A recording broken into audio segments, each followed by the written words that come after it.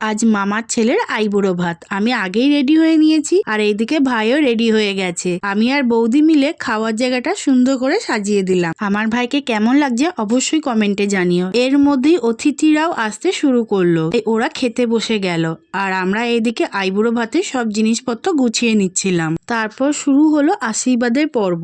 প্রথমে দিদা আশীর্বাদ করলেন, তারপর মামা মিমি আশীর্বাদ করলো।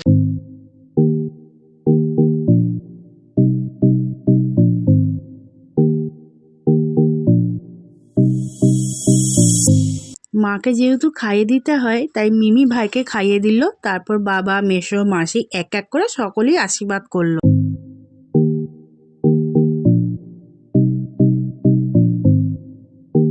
শেষে মাসিকেই ওকে খাইয়ে দিতে হলো। এদিকে আড্ডা চলছে আর এদিকে খাওয়া দাওয়া। আইবুড়ো ভাতটা জমিয়ে চলছে। পৈতের ভিডিও খুব শীঘ্রই আসছে।